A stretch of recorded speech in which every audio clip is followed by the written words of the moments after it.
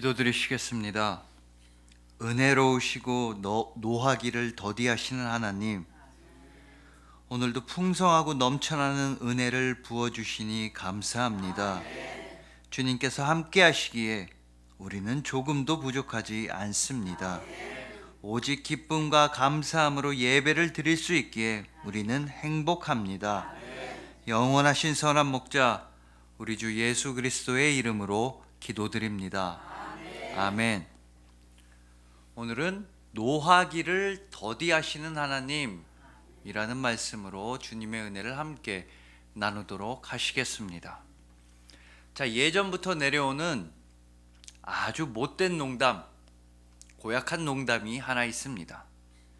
미국의 어느 목사님이 자신이 담임하고 있는 교회의 장로님과 함께 골프를 치러 갔습니다. 먼저 목사님이 멋지게 드라이버 샷을 날렸습니다. 나이스 샷이 되었습니다. 이어서 장로님이 공을 쳤는데 그만 연못에 공이 빠져버린 겁니다.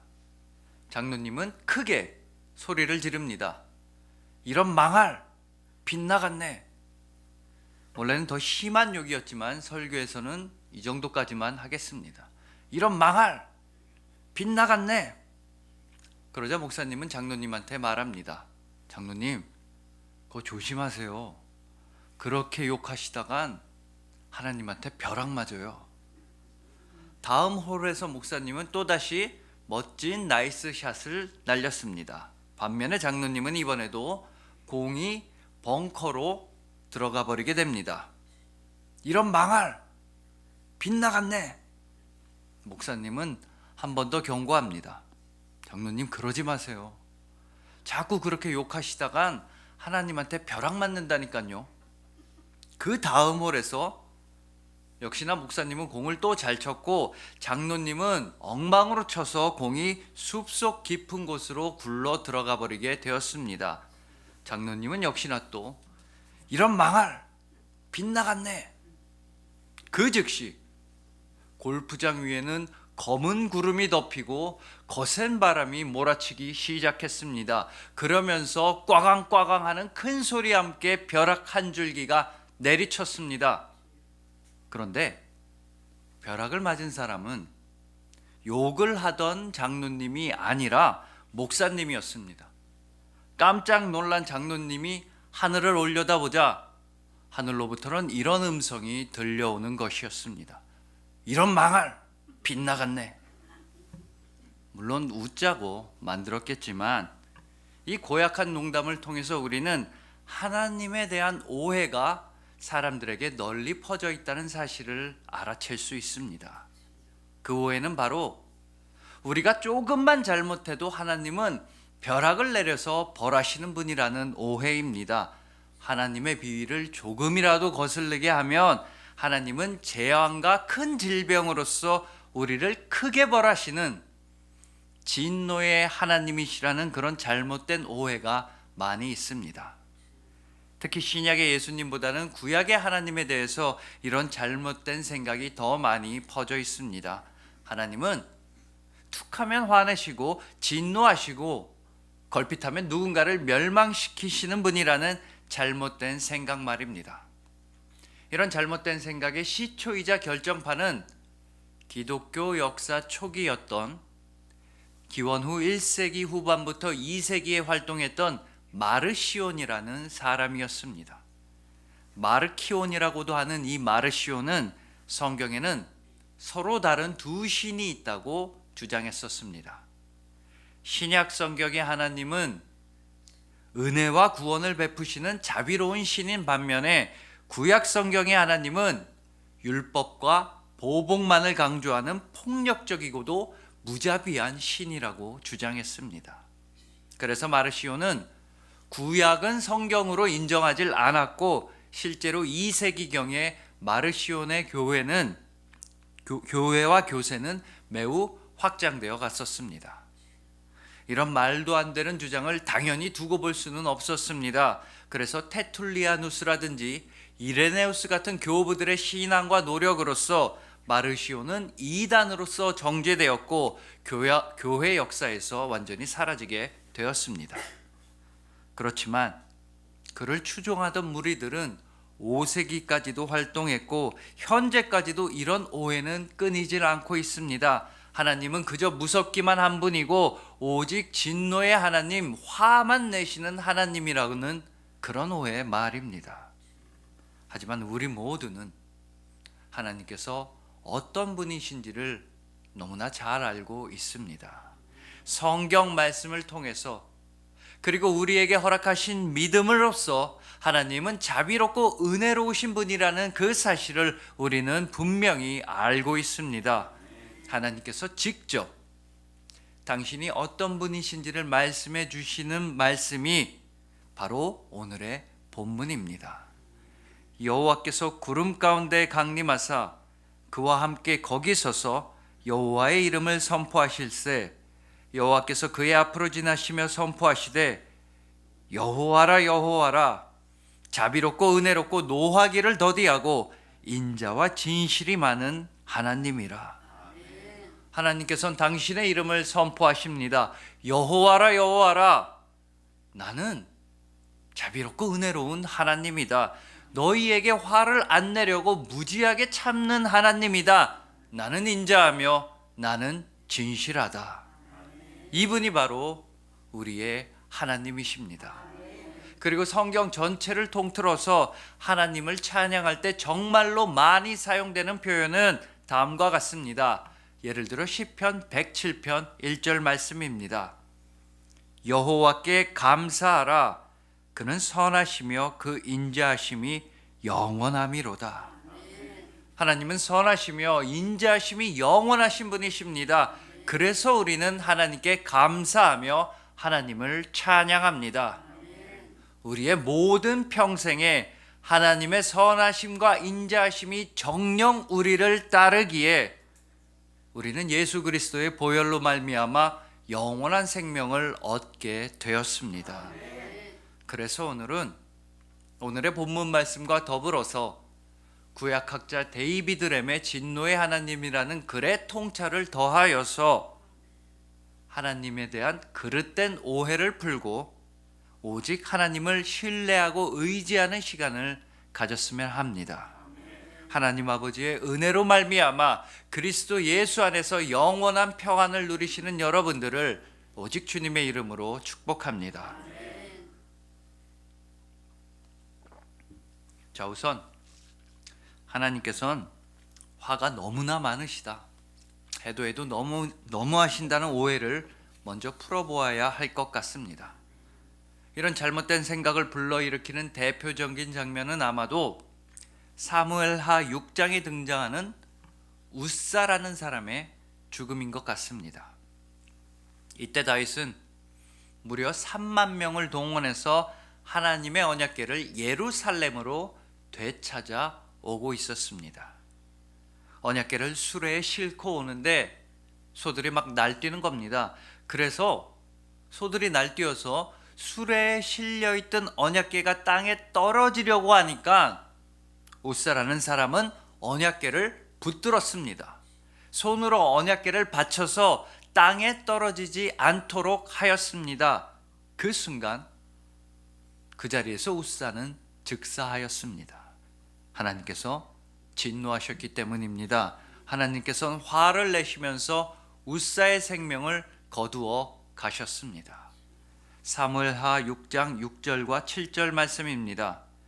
저희가 나곤의 타작마당에 이르러서는 소들이 뛰므로 웃사가 손을 들어 하나님의 궤를 붙들었더니 여호와 하나님이 웃사의 잘못함을 인하여 진노하사 저를 그곳에서 치시니 저가 거기 하나님의 궤 곁에서 죽으니라. 이 웃사라는 사람이 그렇게까지는 잘못한 것 같진 않은데 하나님은 화를 내셨습니다. 그 소중한 언약궤가 땅에 떨어지지 않도록 손으로 붙들었더니 그만 죽게 되었습니다. 그래서 우리는 이건 하나님이 좀 너무하셨다는 생각이 들 수도 있습니다. 하지만 이 장면은 하나님께서 언제 진노하시는지와 또 하나님 아버지의 마음이 어떠하신지를 우리에게 너무나도 잘 알려주는 장면입니다. 방금 읽어드린 사무엘하 6장 7절에선 분명히 웃사의 잘못함을 인하여 라고 말씀하셨다는 사실에 우리는 주목해 보아야 합니다. 그렇기에 이 웃사의 잘못, 더 나아가서 당시 이스라엘의 잘못이 무엇인지를 알게 되면 우리는 하나님에 대한 오해도 풀 수 있고 하나님의 마음을 잘 알 수 있게 되는 것입니다. 자, 우선 그들은 언약궤를 옮길 때 하나님의 말씀에 순종하지 아니하고 거역했던 것입니다. 하나님께서는 출애굽기 25장, 민수기 7장, 신명기 10장을 통해서 언약궤를 옮길 때에는 제사장들이 어깨에 메고 옮기라고 분명히 말씀하셨습니다. 언약궤를 만들 때부터 수차례나 아주 자세하게 절대로 언약궤를 수레로 옮기지 말아야 하며 또한 손을 대서는 안 된다고 확실하게 말씀하셨습니다. 그 정확한 말씀은 민수기 4장 15절에 있습니다. 그러나 성물은 만지지 말라, 그들이 죽으리라. 이처럼 하나님은 언약궤를 매우 조심스럽게 다루어야만 한다고 계속해서 반복해서 말씀해 주셨던 것입니다. 언약궤를 조심히 다루어야 하는 건 마치 우리가 플루토늄이나 방사능 폐기물을 정말 조심하고 또 조심하면서 다루어야만 하는 것과 같습니다. 아주 어린아이도 뜨거운 불을 함부로 만져서는 안 된다는 걸 다 알고 있습니다. 우리 어른들도 핵폭탄을 함부로 만져서는 안 된다는 걸 잘 압니다. 그만큼 강력하고 그만큼 위험하기 때문입니다. 그래서 하나님은 계속해서 말씀하셨습니다. 언약궤를 함부로 다루지 말아라. 그거 손으로 만지면 죽으니까 너희 맘대로 만지지도 말고 내가 알려준 그대로만 다루어야 한다. 여러분, 하나님은 핵폭탄이나 플루토늄보다 훨씬 더 크고 강하신 분이십니다. 하나님의 임재를 상징하는 언약궤는 이 세상의 그 어떤 무기보다도 더 조심해서 다루어야만 합니다. 그런데 웃사는 그만 하나님의 언약궤를 손으로 만져버린 것입니다. 하나님께서 디테일하게 말씀하신 예방조치, 생명 유지 장치를 자기 손으로 떼어버린 셈이나 마찬가지입니다. 자, 다음으로 우리는 다윗과 이스라엘 백성들이 하나님의 임재를 상징하는 언약궤를 바로 수레로 옮겼다는 사실에도 주목해 보아야 합니다. 하나님의 임재를 상징하는 언약궤를 수레로 옮겼다는 건 정말로 하나님을 향한 불순종인 동시에 더 나아가서는 하나님을 향한 모욕이었습니다. 하나님께서 말씀하신 언약궤를 옮기는 방식은요, 제사장들이 어깨에 메고 운반하는 방식이었습니다. 즉 가마를 태우는 그런 방식이었습니다. 고대의 모든 나라들에선 왕족과 귀족들을 이런 방식으로 가마를 태워서 이동했습니다. 심지어 조선시대를 다룬 사극만 봐도 양갓집 교수들은 가마를 타고 이동했습니다. 귀양을 가는 역적들이나 소가 끄는 수레를 타고 움직였습니다. 자, 그러니까 가마는 통치자나 왕을 위한 것이었고 수레나 마차는 물건을 실어 나르는 용도였습니다. 수레는 결코 왕족이나 귀한 사람을 옮기는 데 사용된 이동수단이 아니라는 말입니다.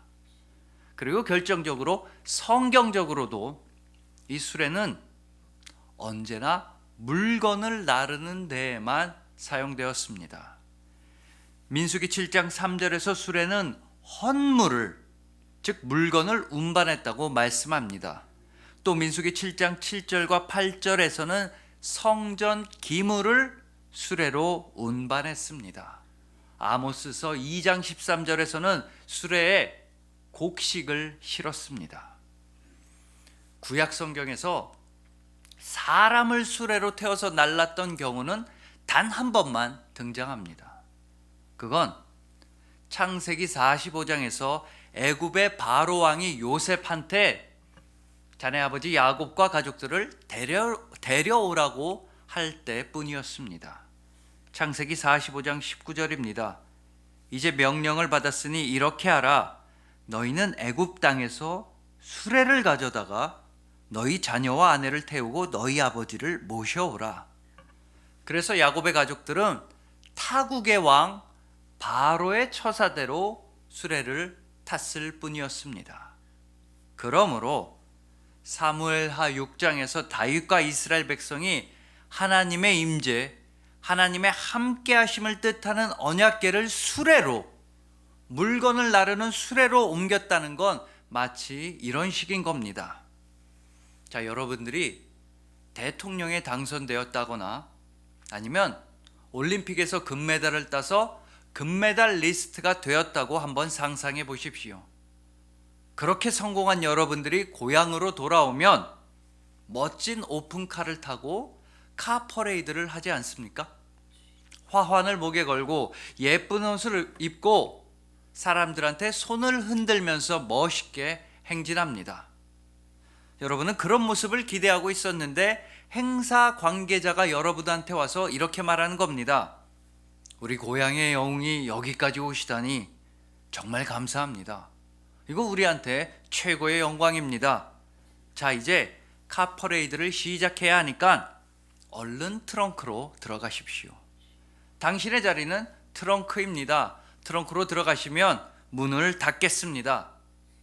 자, 이런 말을 듣는다면 여러분의 기분은 어떻겠습니까? 뭐 큰 걸 바란 것도 아닌데 짐이나 넣는 트렁크에 사람 보고 타라고 하면 기분이 좋을 리가 없습니다. 이스라엘이 언약궤를 수레에 실었다는 건 이와 같은 것입니다. 하나님의 임재를 짐작 취급했던 것입니다. 십계명을, 하나님의 말씀을, 아니 하나님을 수하물 정도로만 여겼다는 것입니다.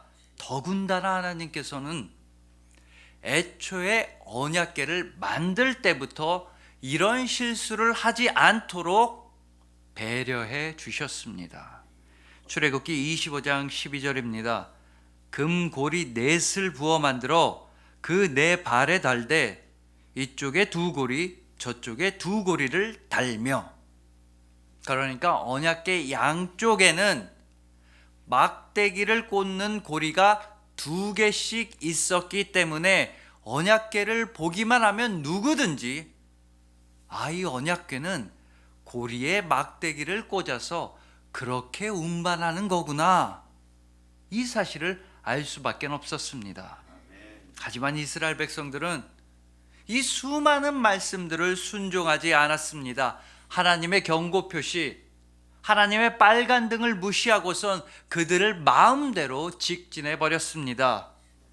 즉 그들은 하나님과의 관계를 무시했던 것입니다.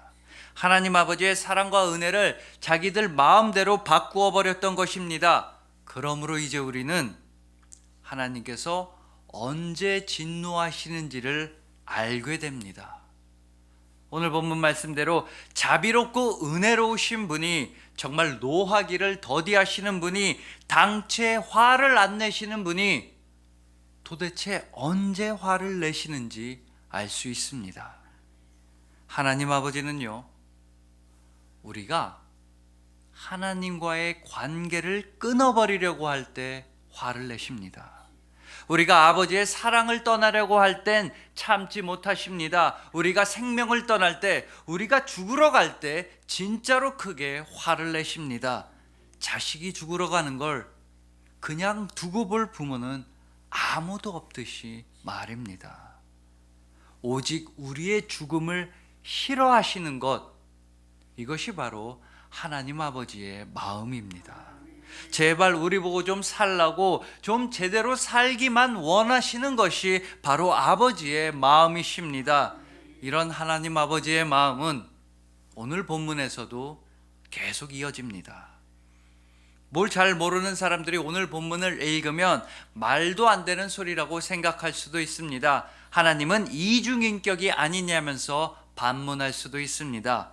왜냐하면 하나님께서 노하기를 더디하신다는 오늘 본문의 말씀은 하나님께서 진짜로 크게 화를 내신 직후에 등장하기 때문입니다. 오늘 본문 바로 앞에 장인 출애굽기 32장에선 이스라엘 백성들은 금송아지를 만들어서 우상 숭배를 했습니다. 그래서 하나님은 정말로 크게 화를 내시면서 이스라엘 백성들을 모두 다 없애버린다고까지 말씀하셨습니다. 그리고 모세가 간구한 끝에 하나님은 모세가 화를 내면서 부셔버린 두 돌판을 들고 오라고 다시 말씀하셨습니다. 자, 모세도 우상 숭배를 보고선 화를 냈습니다. 하나님께서 친히 쓰신 십계명 두 돌판을 부숴버릴 정도로 크게 화를 냈습니다. 민수기 12장 3절에 따르면 이 세상의 모든 사람들보다 가장 온유했던, 그렇게 온유했던 모세마저도 우상 숭배에는 화를 냈습니다. 또한 하나님도 화를 내셨습니다. 우상 숭배를 참지 못하셨습니다.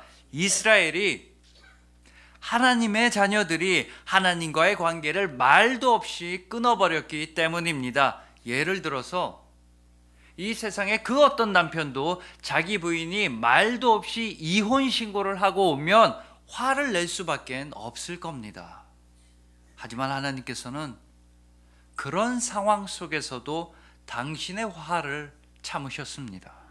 하나님 아버지는 화를 끝까지 내지는 않으셨습니다. 자, 한번 노아 때의 홍수를 떠올려 보시길 바랍니다. 하나님께서 그때 진짜로 화를 내셨으면 모든 사람은 전부 다 사라지고 말았을 것입니다. 모든 화를 참으시고 노하기를 더디하시고 하나님은 말씀하십니다. 배신만 하는 이스라엘을 참아주시고 말씀하십니다. 가장 중요하게는요, 그들을 결국에는 살려주시고 그들을 어떻게든 먹여주시고 그들의 모든 필요를 채워주시고선 거기다가 그들과의 동행까지 약속하시고선 오늘 본문의 말씀을 하셨던 것입니다. 여호와라 여호와라, 자비롭고 은혜롭고 노하기를 더디하고 인자와 진실이 많은 하나님이라. 그 누가 하나님의 이 말씀을 부인할 수가 있겠습니까? 그 누가 하나님께서 많이 참으시는 분이라는 사실을 오해할 수가 있겠습니까? 하지만 매우 안타깝게도 우리 그리스도인들이 가끔 하나님을 오해합니다. 정말로 죄송합니다만 하나님을 가장 잘 안다고 하고 하나님을 제일 사랑한다고 하는 바로 우리들이 하나님을 오해할 때가 있습니다. 우리는 기도가 응답받지 못한다고 좌절할 때가 있습니다. 나의 간절한 기도를 하나님이 들어주지 않는다며 실망할 때가 있습니다. 내가 생각하는 정답에 하나님이 맞춰주지 않으신다고 오해할 때가 있습니다. 하지만 분명히 말씀드립니다만 나의 정답과 하나님의 응답은 다릅니다. 내가 원하는 돈의 액수나 내가 바라는 출세는, 즉 내가 생각하는 정답은 하나님의 선하신 응답과는 다를 수가 있다는 뜻입니다. 미국의 링컨 대통령은 남북전쟁이 치열하게 펼쳐지던 와중에도 미국 국민들에게 이런 말을 한 적이 있습니다. 하나님이 우리 편이 되어주세요 라고 기도하지 마십시오. 바로 우리가 하나님 편에 서게 해주세요 라고 기도하십시오. 하나님께서는 여러분에게 가장 좋은 길로만, 하나님의 뜻에 가장 선한 길로만 인도하신다는 사실을 믿으시길 바랍니다. 우리는 비록 하나님에게 서운하고 하나님한테 삐질 때도 있겠지만 하나님은 맨날 참으십니다. 하나님만 참으십니다. 그분의 사랑이 여러분의 삶을 인도하십니다. 참으로 그분만이 우리를 걱정하십니다. 하나님 아버지께서는 이루 말할 수도 없이 여러분을 사랑하십니다. 그분을 찬양하시는 여러분들을 주님의 이름으로 축복합니다.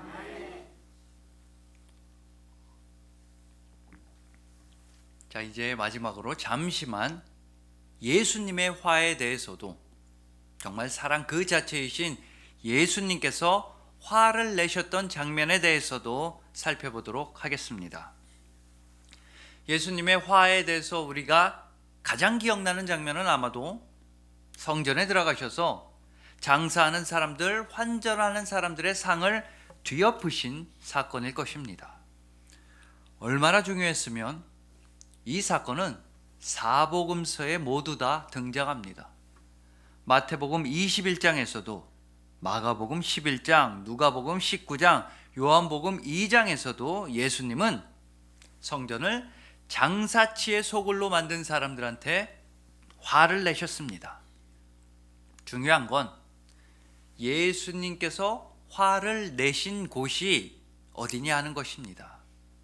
예수님께서 화를 내신 곳은 성전 중에서도 이방인들이 기도하는 장소였다는 사실입니다. 만민이 기도하는 집이어야 하는 성전이 이방인들의 기도와 예배를 방해하는 곳으로 전락해 버렸으니, 돈벌이를 하는 곳으로 전락해 버렸으니 예수님께서는 화를 내셨던 것입니다. 그러니까 예수님께서도 기도와 예배가 방해받는 것에 대해서는 화를 내셨습니다.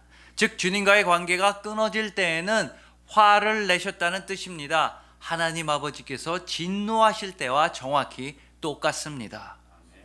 그런데 정말로 의미심장한 사실이 하나 있습니다. 예수님께서 성전에서 화를 내신 건, 상을 둘러 엎으신 건 화를 내신 행동이었습니다. 물론 화가 나셨기에 채찍도 휘두르시고 상을 엎으셨겠습니다마는, 하지만 예수님이 화를 내셨다, 예수께서 노하셨다는 표현은 이 장면을 기록하고 있는 모든 사복음서 본문에선 다 나타나질 않습니다. 성전에서 화를 내셨다는 말씀은 전혀 없습니다. 예수님께서 명백하게 화를 내셨다는 말씀과 표현은 오직 마가복음 3장 5절에서만 등장한다고 데이비드 램은 말합니다. 그들의 마음이 완악함을 탄식하사 노하심으로 그들을 둘러보시고 그 사람에게 이르시되 내 손을 내밀라 하시니 내밀매 그 손이 회복되었더라. 성경은 예수님은 이때 노하셨다고 분명히 말씀합니다. 손에 장애가 있는 사람을 안식일에 고쳐주시려고 하자 바리새인들이 예수님한테 따져 물었기 때문입니다. 저 사람 좀 고치지 말라고 태클을 걸었기 때문입니다. 그래서 예수님은 노하셨습니다. 화를 내셨습니다. 생명을 살리시고 사람을 치유하시려는 예수님의 마음을 그들이 몰랐기 때문입니다. 그런데 정말로 어처구니가 없는 건 예수님이 안식일에 사람을 살리려고 했다는 이유로 화를 냈던 사람들이, 바리새인들이 곧바로 나가서 이 안식일에 예수님을 죽이려고 했다는 것입니다. 이어지는 마가복음 3장 6절입니다.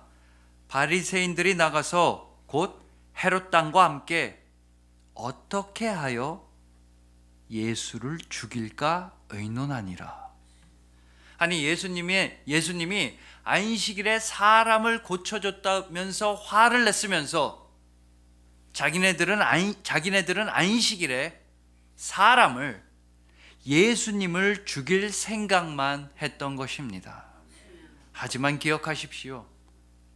예수님은 당신을 죽이려고 해서 화를 내신 게 아닙니다. 예수님 당신을 위협하고 당신을 못 살게 군다고 해서 화를 내신 게 절대 아닙니다. 예수님은 오직 사람을 살리지 못하게 하고 생명을 구하지 못하게 하려는 악한 의도에만 화를 내셨습니다. 당신과의 관계가 끊어지고 사랑과 은혜를 가로막는 일에만 화를 내셨다는 사실을 반드시 기억하십시오. 그러니까 결국 예수님은 당신 자신을 위해서 화를 내신 것이 아니라 우리를 사랑하시기 위해서만 화를 내셨던 것입니다. 아마도 이것이 우리 그리스도인이 분노해야 하는 유일한 일인 것 같습니다. 노하기를 더디하시는 하나님 아버지의 마음, 생명을 살리신 예수 그리스도의 마음, 우리를 위해 깊이 탄식하시는 성령님의 마음은 오직 생명과 사랑에만 집중되어 있습니다. 이제 우리는 나를 못 살게 군다고 해서 나를 힘들게 하는 사람들한테 화를 내서는 안 되지 않나 싶습니다. 내가 힘들다고 짜증내서는 안 될 것입니다. 내가 돈이 없다고 불평해서는 안 됩니다. 내 주변 가족 또 동료들에게 인간적인 이유로 또 세속적인 이유로 화를 내서는 안 됩니다.